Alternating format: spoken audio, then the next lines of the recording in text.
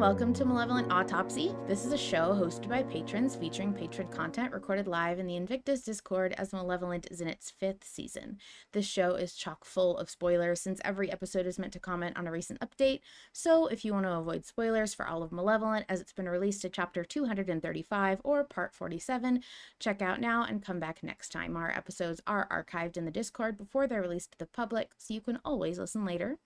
I'm Queen. My pronouns are she, her, and tonight I control Arthur's cerebellum, which is the part of the brain that deals with balance coordination. Ooh, yeah, I go by PinchofPeppers. Pronouns are she, her.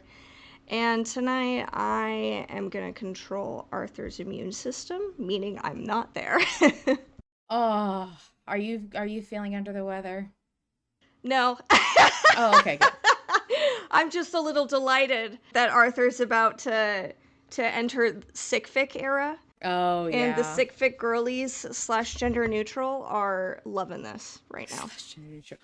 Yeah, I know everyone's having a good time. Before we start today's episode, I want to briefly mention a little behind the scenes update in that we have a little team of audio editors now. In addition to our little team of transcribers, we've had several lovely people who like to listen to the show volunteer to step up and help me out in cutting out select portions of our episodes and generally just our stuttering and stumbling around.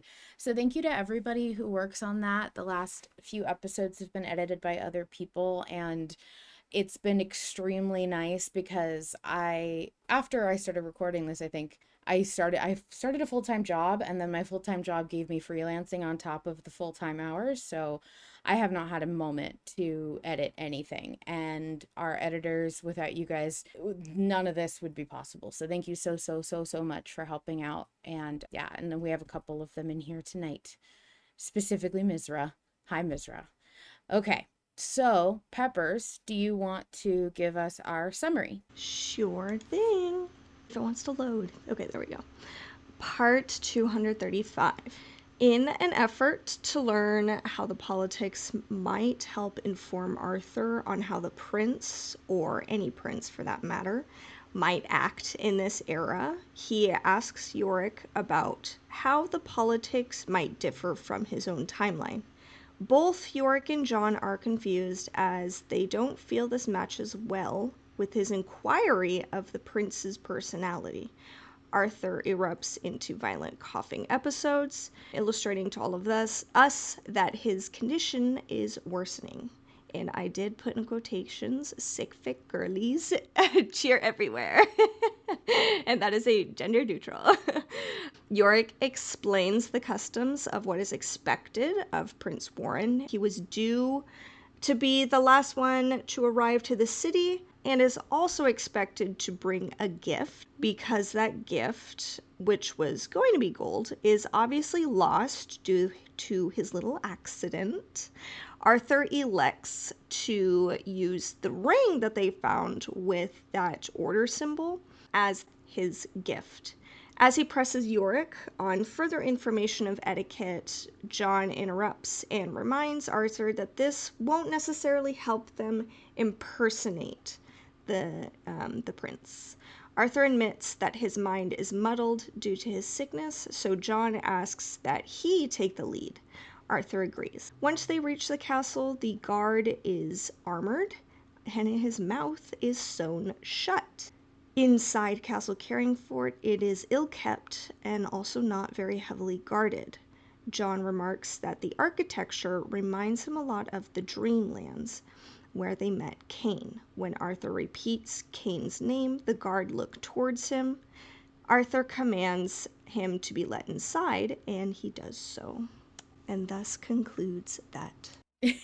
So, that was interesting. I did not expect the guard to have his mouth sewn shut. I will say that. That was not on my bingo card. Yeah, me neither. That was kind of out of left field, but I'm loving it. I love how we're in a fucked up little place. So, what do we think about? We had a bit of a tender moment in this chapter between John and Arthur, and we got a new perspective of John having to take the investigative lead for once and kind of step up and take the reins from Arthur. I liked that moment. I'm also interested to see how that's going to develop as the story moves on. I do get the perspective that this is going to be about more than just, oh, Arthur can't think straight, so John's going to start making more decisions on his own.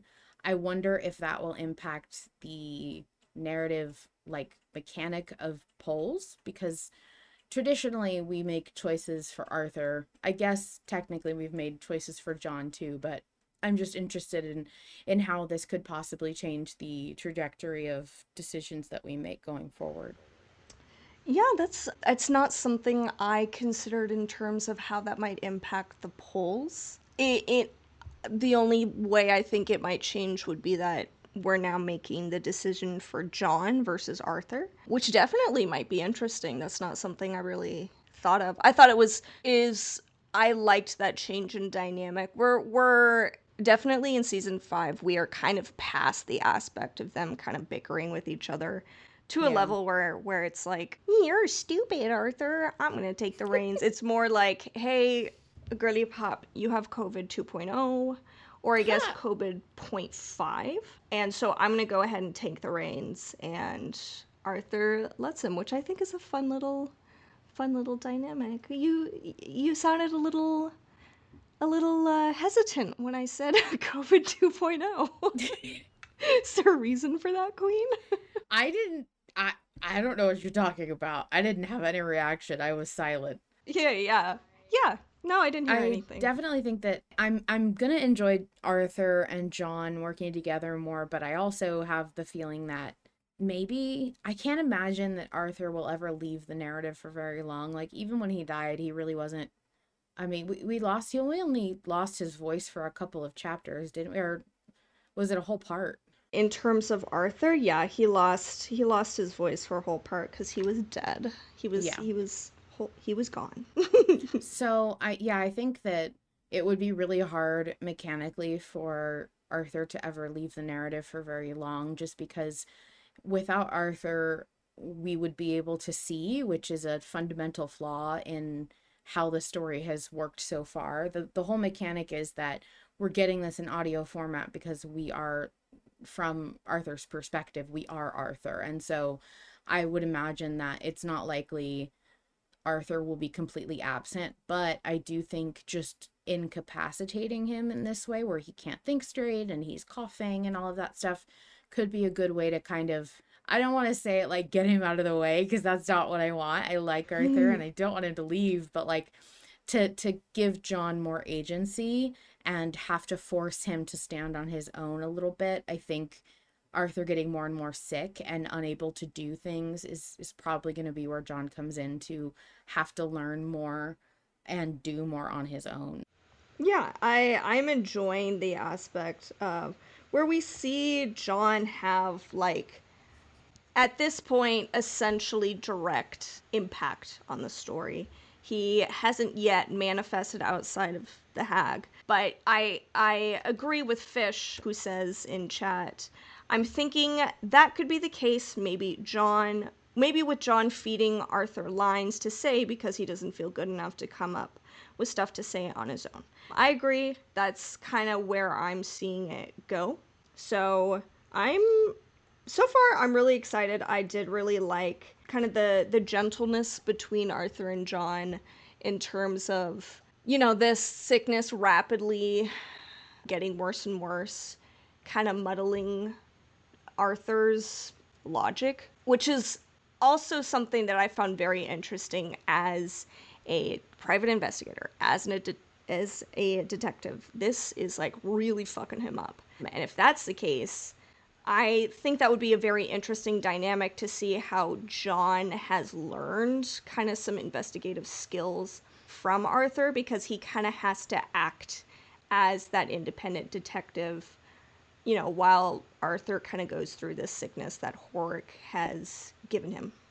Do you think that there's going to be any impact on Arthur's body as far as things that John can control? Because I'm thinking about the fact that John can only control what he has right now, which is the hand and technically the foot when it needs to be there, because of the fact that this was intentionally it was supposed to be a mechanic of a game, and now it's kind of developed into something different, and I wonder if it has to follow the same rules as it used to, where like it was more of a punishment. I wouldn't see it as that anymore. I guess it would make things harder for Arthur, but it would make them slightly easier for John to be able to do more in Arthur's body.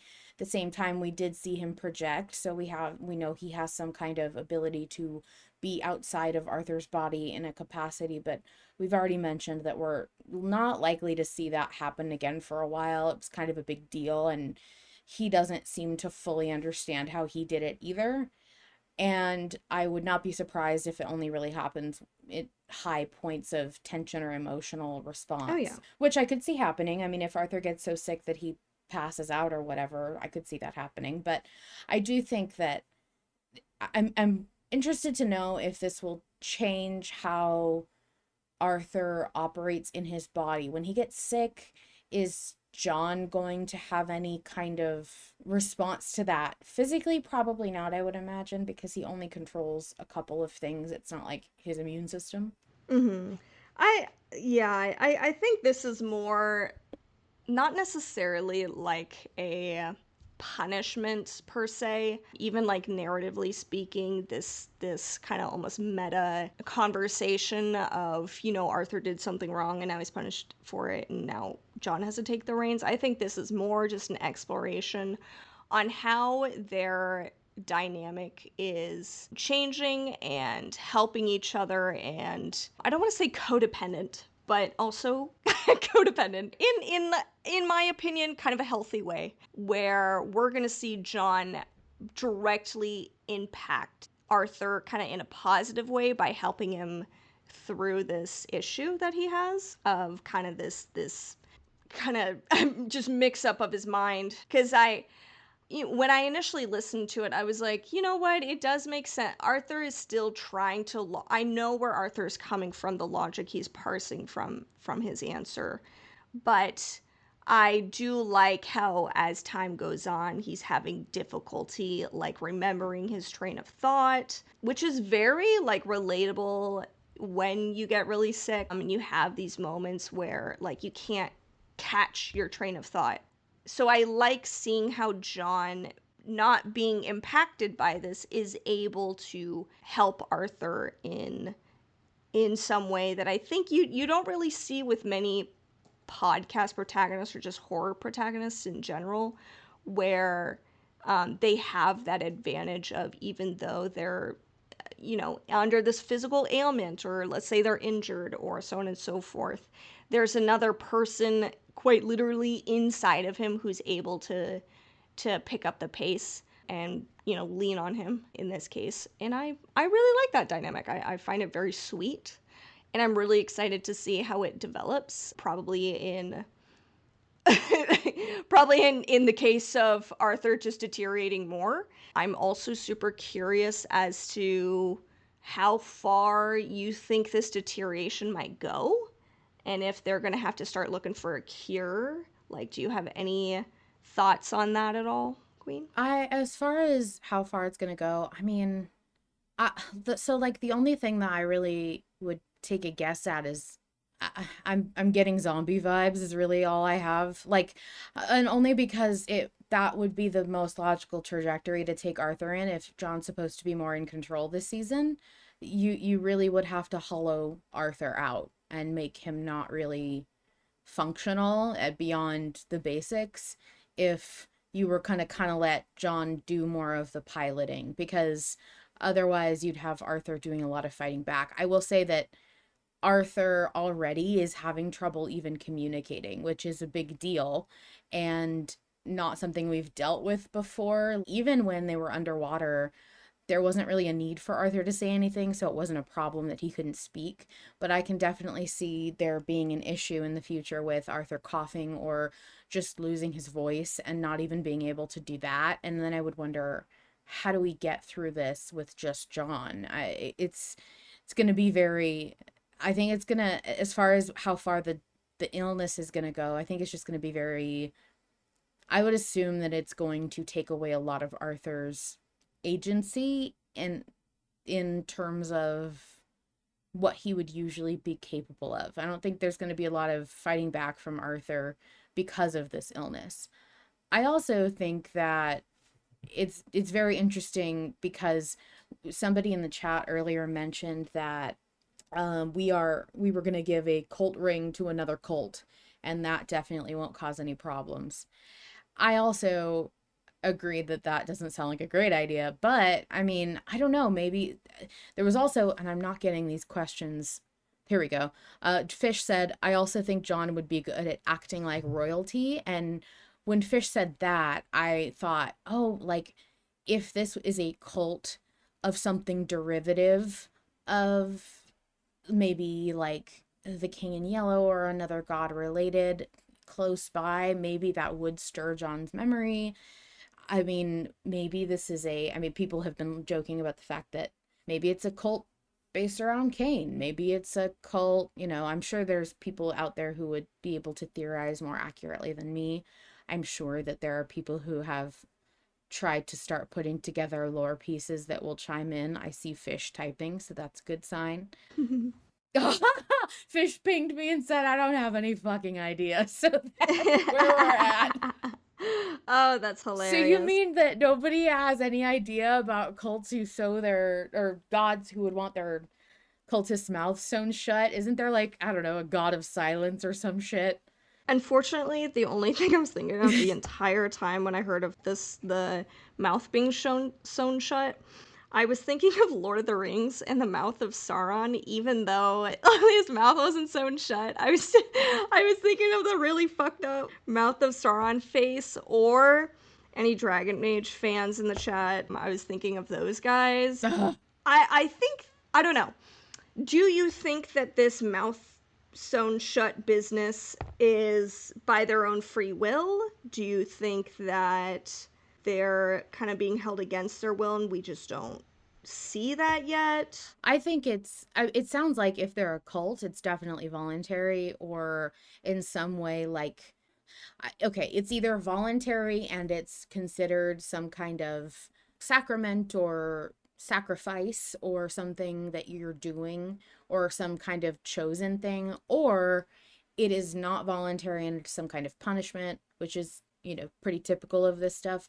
I do think it's interesting that the guard remains so calm. I do think it's interesting that, I mean, we don't get a lot of details about the mouth being sewn shut as far as, is it completely sealed? Is there a little hole? I don't, there's not a lot of like gruesome Yeah. detail about what it's How is like, Bro but supposed to eat?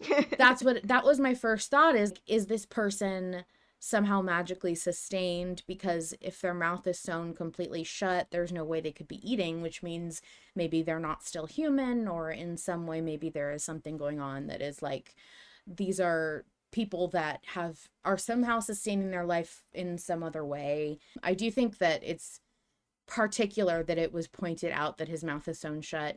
He's wearing armor, and we weren't given any description of any kind of emotional reaction or expression. So it sounds like he's not even really alarmed. Yeah. I do remember thinking about other media that has the whole mouth sewn shut thing, which in my head was, first thing that I thought of was actually I think it's Edward Scissorhands, and then Slay. I thought of Coraline. I thought of, there was definitely a couple more that I'm not remembering, but there's always this aspect of how inhuman to do that to somebody, and then the fact that this person is never alarmed by their condition. They're never panicking. Usually by the time you meet this person, they're always pretty accepting of what's going on, or they just don't know any different or something like that. So I think it's interesting that was pointed out. I wonder if we're going to meet anybody else like that. Maybe everybody can't talk. Maybe it's just the leader who gets to. Interesting. Yeah. Yeah, it's kind of all up in the air. I am super excited. I guess like the only expectations I have is that this city is going to be weird. Like, it's going to be full of just weird people.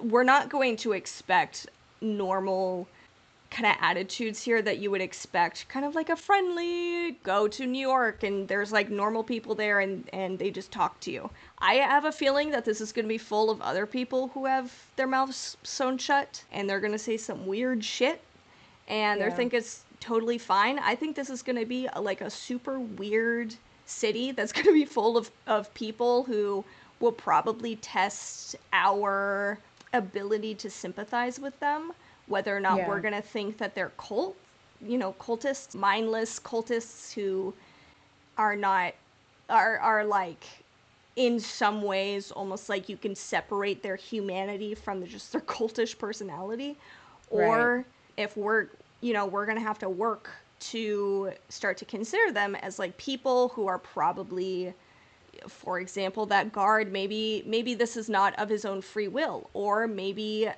he's been raised in this environment since the very beginning and he thinks it's totally fine, and you can have this discussion on how just like fucked up that is. So there's a lot of like potential with this castle that I'm super interested in, but I don't think I do not expect to see a lot of, for example, tying into the poll vote, a lot of like etiquette that we're going to be very familiar with. I have a feeling this is going to be more surreal rather than kind of the politics that maybe we expect. Yeah, I agree. Okay, so I think we're ready to move on to talking about the poll. And this week there is no poll, which is depressing in and of itself. Oh, I'm But cheering. I'm also, delighted. but also, there's since we don't really have a poll to talk about this week, we get to talk about the fact that we definitely had a question that won this last poll. And I, so the question that, so we talked about this last week.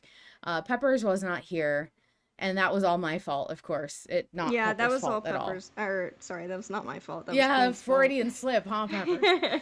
Oh, I'm sorry. I how about I love having whimsy where I live, okay? Maybe I enjoy a little bit of Renaissance festival occasionally and I have a little whimsy every once in a while. So we sure had, I mean, we had a poll, and the answer that we wanted to win on last week's episode won. So that's good. I mean, the fact that we wanted something to win and it did is cool. For anyone who needs a reminder, the two questions that we were up against was what was the written in the letter the prince received, and how was Warren intending to approach the meeting. Ultimately, what did win was, with it being a different history, how do the politics differ? That was a question by Roses of Envy, who is in the chat tonight and is very apologetic and embarrassed. And I Oh. first of all, there is nothing wrong with that question. I voted for it. A lot of people did. Obviously, it won. People were very excited about the answer. I understand where you were coming from. There are lots of people who worked out the logic for how that could help. There's nothing wrong with your question. I have some feelings and thoughts about how it was played out, but what were yours, Peppers? Because I know that was not what you voted for. Yeah, so I voted for I don't even remember. I think I voted for what the contents of the letter were, which I think at the end of the day was a moot point anyway because I already went over the letter. So it's challenging, especially because you hear with the three that we received, with the three poll options we picked, or that we got, it makes sense that that would be probably the most helpful option, which was how do the politics differ? Because it's a little, I can understand coming at it from an etiquette standpoint, trying to understand, okay, well, we need to understand our bases. If our bases have been like completely fucked up, and we have a completely different way that kings and queens and princes act, we need to get that grounded immediately. So I also don't want to be like, that poll option was stupid, because it wasn't. I totally understand where you were coming from. The reason why I did not vote for it was mainly I'm very much dialogue and narrative focused. And it felt like too much of a change from the line of questioning that John, or not John, that Arthur started with, which was, how does Prince Warren act? How do we impersonate Prince Warren? And so what I was hoping for were for some poll options that really focused on how this guy acted so that we can pretend. I mean, we could kind of bullshit our way through as much as possible, really live in our role play esque dreams. So that's what I was hoping for, and that was mainly why I chose the letter option, because I was hoping that maybe we could gauge some more information that might lead closer to, I don't know, even the guy's voice as to how he wrote and how he like was receptive to certain questions. I was hoping for more impersonation questions specifically about his personality, the way that he sits and talks and stuff like that. And I also was not active at all in the polls yesterday or last week. Just got busy that week. And so I didn't really see much of anything until Sunday. And I know that we were pretty close. We are pretty close between option 1 and 3. And so I do remember seeing that and jumping in and being like, this is my opinion. And it was like 3 hours before the poll closed or something like that, and I didn't know. So that was fun. Yeah, I think I'm trying to be really, really super careful about what I say because I don't, I try really hard not to be super negative or anything. But if you were in the Discord at least, my initial reaction was just absolute embarrassment because I tried really hard to be optimistic about all of the options and I fought really valiantly for the one that I thought would be the best. And I liked the logic that I came to and that other people were reinforcing with me. But really, what let me down the most was the questions that we picked to win in the first place to get into the poll. And after that point, when I couldn't coordinate with people, I just felt like, well, like I can't, there's not much I can do to communicate with the other half of the voters, and people just seemed really busy this week and it just didn't work out. So I had to Yeah, let we were all at the go. Renaissance Festival. I had to let go of the fact that there was no way that we were going to get a really stellar question up there that I liked personally. So I just fought for whatever I thought would be best after the poll came out. And then at that point, I had talked myself out of the other two options so thoroughly because to me it made sense that we were told that the prince didn't know who sent the letter or why they were bringing them there, and I took that at face value. Maybe that's my fault. And I just thought, okay, then there's no reason for us to read the letter. And then I thought that the second question was worded way too flexibly for me. I didn't like the way that it was worded, and I didn't trust that the narrative would support it in the way that I wanted it to. So the safest answer for me ended up being about the politics. I didn't love having to do that narratively. I did actually say a couple of times via one of the chats, I think it was poll chat, that it did not make sense verbally for Arthur to say exactly that question. But I guess I sort of hoped that it would be changed a little bit to fit the narrative. I guess that's another shame on me thing where I shouldn't have assumed that it would be changed in any way.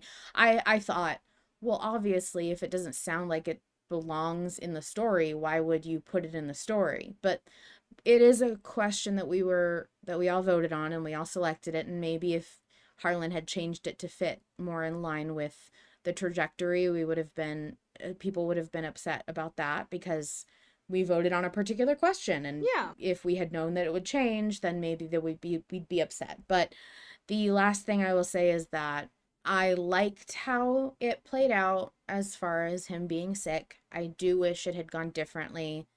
I understand completely the perspective that this chapter was written in. I just have some different feelings about how else it could have gone. And I'm not gonna like make it a whole thing that, because I don't, again, I try really hard not to be critical and negative, because I just think that there's enough of that online where I don't need to contribute. And that's just a me thing. That's not on you, Peppers. You're welcome to criticize whatever you want. But Oh, don't but worry. I Don't worry. I love telling people my opinions and then people getting really mad about it. I guess that, first of all, I've seen a lot of negativity around Malevolent, and I just get really anxious that that's all there's going to be, and I don't want to add to that. But the second part is, I don't I don't know how I feel about the idea of somebody who makes something hearing me say anything negative about it. I don't know. It's something that I've always felt weird about. It's very hard for me to say, to give critique. I think I'm not really good at that. Yeah, and it's inevitable. The issue is it's inevitable, and I don't necessarily want to be one of those people that sing praises just for the sake of it. Sometimes I disagree with the way that a story beat was done. This is not the case with me. I do know this may be the case with you, Queen. I think that the issue that this week posed, or I guess last week posed, was that it was a tough decision in terms of almost like admin wise, where you function as a creator and assure people that they have a voice in the story, and you kind of give them that ability to create. Dude, I did not read that many questions in that chat in that when it was opened up. But I'm sure there was at least like 100+ questions. And that's kind of at the mercy of the timing that the questions were posted in. It's almost the mercy of the algorithm.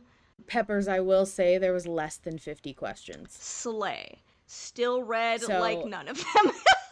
yeah, how about the fact that the minute I saw comments reach 40 comments, regardless of the fact that some of them were not even questions, they were just reactions to the episode, I said, no one else is going to read any more than that. We'll be lucky if people read the first 10 comments. Yeah. There's just no way. So it just wasn't feasible.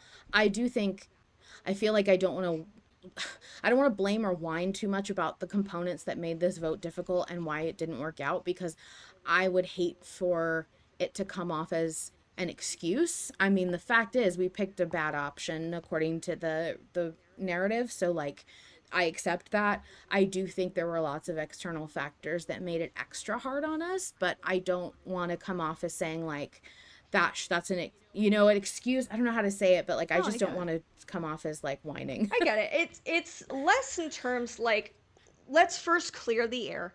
The people who wrote these comments or these questions are not stupid. The people who Yeah. who everybody is just spitballing, trying to figure out. Yeah. They're trying to collaborate. This is just a spitballing moment. And I am not here to be like, if you wrote one of these three and I disagreed with it, this is not me being like, this is a reflection of your intellect. This is a reflection of your ability to read the story and to immerse yourself. This is not that. Yeah. It is. I absolutely think that this is just an issue of the circumstances, that we have way too many fans to the point where it when I heard the write-in question, I was like, I don't have the bandwidth to even consider Yeah. that. So I'm basically going to abstain because I don't have the bandwidth, and I don't want to read all of these different questions. Yeah. And it was very much in the same with the kind of ARG elements of the last chapter. Yeah, the decoding. I was not going to participate in that. I'm like, no, I don't have the time or the patience. And that is not to blame anybody. I know that was this comes across as very negative when I'm saying this in a completely neutral, as in I have no negative emotions towards any of this. I can understand if some people felt a certain way about it. To be frank, I don't give a fuck. Like, what matters to me is how is the end element. is the final product, and I think the final product worked well. I think it blended well into the story. We got this interesting dynamic, this interesting element. A broken record, sick fic girlies cheering everywhere nationwide. I quite enjoyed the end result of this chapter. Even though I did not agree with the final three poll options that were brought up, to the point that I didn't vote until like 3 hours before it closed, because I was like, I probably wouldn't have asked any of these personally, but I also didn't participate. You mean you wouldn't have asked any of the ones you read? Yeah. Mm-hmm. Yeah. Yeah. Yeah, and I get that. Yeah, I think I'm gonna, if anyone's interested, I think I'm gonna save a lot of what I think for after I stop recording my voice. I just don't know that I want it all on the record forever about how I feel. I think that this chapter was great regardless. I think that it was a very interesting outcome, and maybe I don't necessarily like how it turned out. I know that I'm probably very much alone in that, and that's okay. Not everything is for everyone, and not every chapter pans out the way we want it to. But I do think that it's going to, in the long run, it's going to be fine. It's a single chapter in like over 200, and we're probably going to hit way past 300 by the time that the season, the show is over. So it's going to be a very small blip. If you said the season, I was like, oh god. I was like, oh Yeah. boy, the season is gonna be 300. Oh boy. Yeah. So I think we can, do you have anything else that you wanted to add before I do a little outro? um, Ultimately, I I don't know. I approach a lot of these chapters that I didn't necessarily like as kind of a positive. I view them pretty positively in terms of just like, well, what is the writer trying to show the audience? For example, strong example, when John manifested and we did not get to see him splinter her into a million pieces with his bare hands. I wanted that desperately. And so when that didn't happen, I was pretty gutted. I'm not going to lie. But I also had to learn, okay, well, what was the point? What was the point of that? And why did I not get what I wanted? Maybe I need to review my thoughts. And this is not me being like, if you disagree with this chapter, it's because you need to review your thoughts because you're a fucking idiot. Like that. I'm also not saying that. But talking solely from the way that I view the chapter is, or I view each chapter is usually along the horizon, there's something better, but it needs to build. And so I see this chapter definitely as a building block. Yeah, I see this chapter as a building block to even more interesting arcs in the future. So I'm pretty neutral slash happy about this chapter. Well, good. I'm glad. I am very happy that everybody seems to like it. I think that's a good thing. And I know that nobody, I mean, I just want to briefly read after the chapter was released. Harlan did ping everybody in the Patreon Discord section and said, all right, everyone who's a Patreon, once you've listened to 235, I just want to say something meta about the way this episode came to be and came out. Some of you may feel like this episode is overly punishing for the bad choice in question, and while the question picked was, well, that's a different conversation in and of itself, I want you all to know that John and Yorick confronting Arthur for not really understanding why he's asking isn't meant to be a message to you all so much as it was very difficult to logically pivot to such a drastic divergence in questioning without justifying it in universe by having other characters essentially question what Arthur was thinking. So while the confusion from John and Yorick may feel targeted, I just want you all to know it's not meant to be this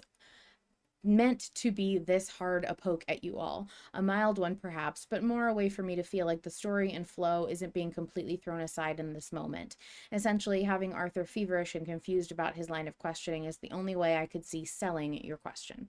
So, That was Harlan's statement after it came out, because I do know that there is a kind of an issue when you have a show that can be interactive or in any way interacting with the audience. And Harlan is pretty active in his fandom by comparison to other creators. And I think it would be I think it was good to have him to be cautious, to make sure that he knew that we knew his characters aren't directly speaking to us or criticizing us, despite what it may sound like. It was purely the way that he had to write it to make our question work. So I liked that he gave that disclaimer. I will say, in the end, it wasn't necessary. I didn't see a single person who was upset. I didn't see a single person who complained or felt targeted. I saw a lot of people who were very similar to me in that they felt embarrassed and disappointed and anxious, because, and not disappointed because it wasn't good, but because they were disappointed in themselves and what they picked and how they logicked it out and things like that.